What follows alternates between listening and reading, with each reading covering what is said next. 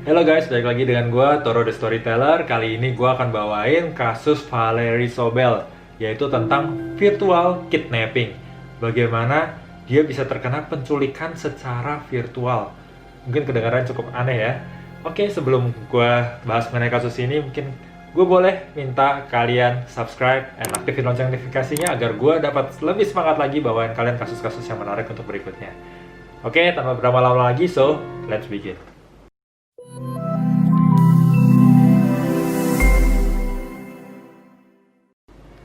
Oke, dan seperti biasa, gue pertama akan memperkenalkan biodata dari korban. Korban kali ini bernama Valerie Sobel, dan dia tinggal di Los Angeles dan dengan satu orang anaknya yang perempuan. Sebenarnya dia punya dua orang anak, tapi anak yang pertama itu adalah laki-laki dan pada saat usianya 18 tahun dia sudah meninggal anak laki-lakinya deh. Sehingga saat ini dia hidup dengan satu anak perempuannya dan dia sangat, tentu saja dia, karena ya anak satu-satunya, ya tentu dia sangat mengasihi anak perempuannya ini. Lalu kejadian ini bermula pada tanggal 24 Agustus 2015 pada jam 12.49 siang. Tiba-tiba ada telepon yang berdering masuk. Seperti biasa ya, nggak ada curiga, ada telepon masuk, ya dia angkat. Telepon rumahnya, yang halo. Lalu suara di sebelah sana bilang, ini adalah penculikan dengan permintaan tebusan. Kan Valerie kaget tuh, hah maksudnya apa ya gitu, kamu sedang bercanda atau kayak gimana gitu kan, orang bingung tiba-tiba dikasih tahu seperti itu.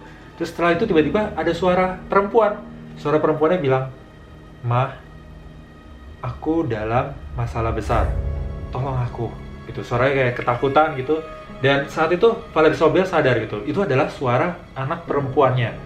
Jadi, dan terlebih lagi dia manggilnya dengan sebutan mom, like, "Mom, I'm in big trouble," gitu, "please help me," gitu. Jadi karena dia juga merasa ini adalah suara dari anak perempuannya sendiri, dia sudah dengar langsung, dan juga panggilannya itu adalah mam gitu. Jadi kalau misalkan biasa dipanggil misalkan ma, terus tiba-tiba ada telepon panggilnya mami gitu, kan dia curiga dong, apalagi misalkan kayak ibu atau apalagi kayak oh bunda gitu kan, itu udah beda jauh gitu. Tapi kali ini panggilannya sama dan suaranya sama seperti anaknya, so dia sangat yakin kalau ini adalah anaknya dia yang saat itu sedang di tangan penculik. Ya, lalu balik lagi ke teleponnya ke tangan penculiknya dan penculiknya bilang, minta nomor HP, kamu. Oke, akhirnya ya karena Valerie Sobel udah panik, ya udah dia kasih nomor HP-nya dia. Akhirnya penculiknya sekarang hubungin dari nomor HP-nya. Kemudian penculik juga selalu memberikan ancaman, apabila sampai telepon ini putus, maka anak kamu juga akan dibunuh.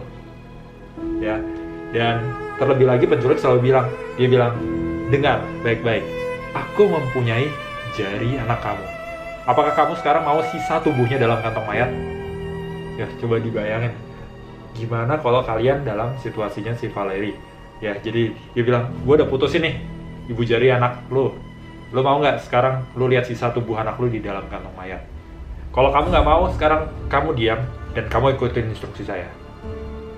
Ya, karena itu si Valerie satu ya takut, tidak bisa berpikir apa-apa. Ya oke, dia ngikutin aja demi keselamatan anaknya. Kemudian berikutnya penculik bertanya, berapa uang yang kamu punya di dalam rumah? Semuanya sekarang ambil, pegang di tangan kamu. Dan kemudian Valerie ya saat itu sedang takut mengikuti instruksi tersebut, ya ambil semuanya di tempat tersembunyian dia pegang di tangannya dia. Dan kemudian berikutnya penculik bilang, apakah kamu ada mobil?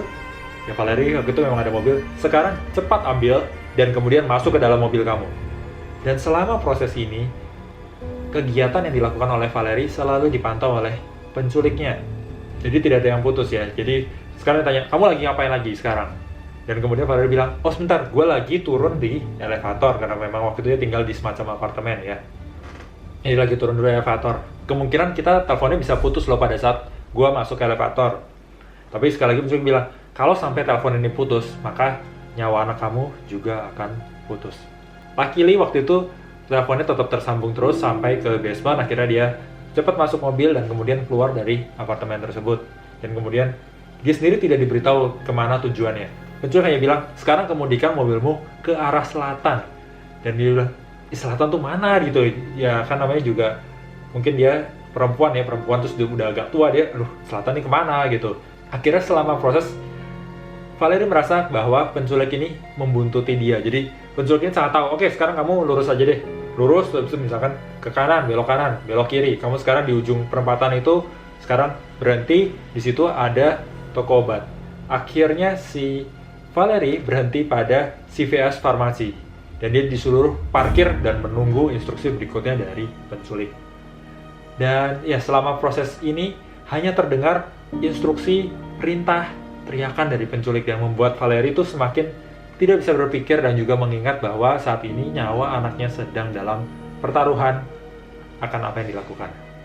Sekarang apa tujuan dari penculik untuk meminta Valerie berhenti pada CVS Farmasi? Ternyata dia tidak untuk membeli obat. Lalu untuk apa? Dan kalau teman-teman lihat pada di sini, ternyata pada CVS Farmasi juga terdapat MoneyGram, yaitu adalah perusahaan pengiriman uang. Ya, ini mungkin model bisnisnya mirip seperti Indomaret ya. Seperti Indomaret, kalau teman-teman datang ke Indomaret, jadi bisa juga misalkan top up e-money, ataupun misalkan kayak isi pulsa. Jadi ada bisnis-bisnis lain selain penjualan barang retail. Begitu juga dengan CVS Farmasi. Jadi dia tidak menjual obat-obatan saja, tapi ternyata ada bisnis di dalamnya juga, yaitu pengiriman uang. Ya, ada disewakan ke MoneyGram. Kalau teman-teman tahu Western Union, yaitu pengiriman uang, ya itu mirip seperti ini. Tapi pada waktu itu, MoneyGram merupakan yang perusahaan pengiriman uang terbesar kedua di Amerika. Dan dia memiliki jaringan lebih dari 200 negara dengan 347.000 kantor cabang. So, it's quite big pada waktu itu di Amerika. Ya, dan kemudian perintah berikutnya dari penculik adalah ini yang akan kamu lakukan. Jadi kamu akan mengirim uang yang tadi sebelumnya udah dibawa ke MoneyGram, ke rekening penculik. Tapi dia bilang, kamu tidak boleh menarik perhatian. Kamu harus tetap antri seperti biasa, bayar di kasir, dan ya nggak boleh menyelak. Dan kemudian pada saat itu kamu harus memanggil penculiknya sebagai anak. Ya, jadi misalkan kayak, oh ya anakku tenang aja, sebentar lagi duitnya akan mama kirimkan ke rekening kamu.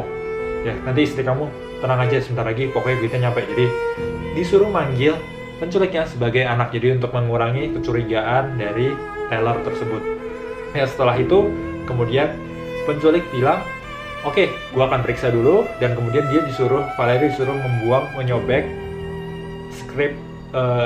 struk dari bukti pengiriman tersebut di tong sampah di belakang farmasi tersebut. Dan kemudian kemudikan lagi mobilnya, ditunjukin lagi harus kemana oleh penculiknya. Kemudian penculik memberikan perintah berikutnya bagi Valerie, yaitu kamu sekarang pergi ke rumah kamu dan berhenti 100 meter sebelum rumah kamu. Jadi misalkan dia berhenti di sini, tapi rumahnya masih kelihatan di sebelah sana, walaupun jaraknya cukup jauh. Dan kemudian kami akan mengirimkan truk dan melempar anakmu keluar dari truk. Ya, sadis juga sebenarnya. Dan kemudian kamu tidak boleh membuat eye contact dengan supir, dan juga plat dari truk tersebut akan ditutup.